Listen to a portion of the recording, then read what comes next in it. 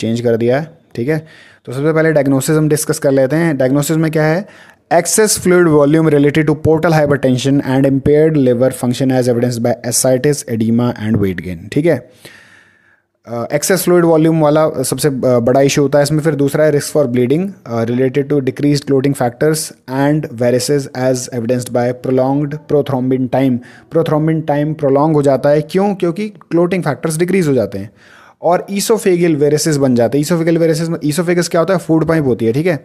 अब क्योंकि लिवर में ब्लड जो जा रहा, ब्लड सप्लाई वो सही से नहीं हो पा रहा है, ठीक है।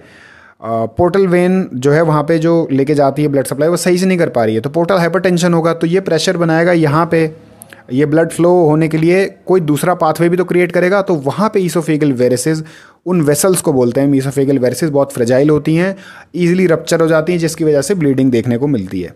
फिर imbalance nutritional status less than body requirement related to anorexia and alter metabolism as evidence by poor appetite, muscle wasting and weight loss. Next है impaired skin integrity related to oedema and pruritus. Pruritus का मतलब होता है itching, severe itching, as evidenced by jaundice, scratching and skin lesions. फिर उसके बाद next है acute pain related to abdominal distension and hepatic capsule stretching as evidence bye patients verbal report of pain and guarding behaviour. अब मैंने शुरू के सिर्फ 4 ही diagnosis explain किए, क्योंकि एक्यूट पेन वाला बहुत कॉमन डायग्नोस है, आप इसे और वीडियोज़ में भी हमारे देख सकते हो।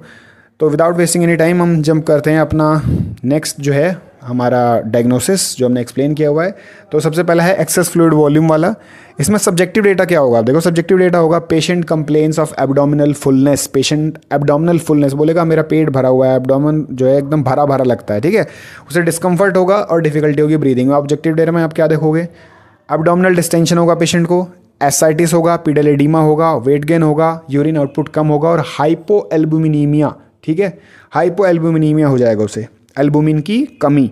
फिर एक्सेस फ्लूइड वॉल्यूम के लिए गोल क्या बनेगा, normal fluid volume will be maintained, या फिर ये गोल भी लिख सकते हो जो आपको सामने दिख रहा है। फिर उसके बाद स्क्रीन पे दिख रहा है ना जो, वो भी यूज़ कर सकते हो आप।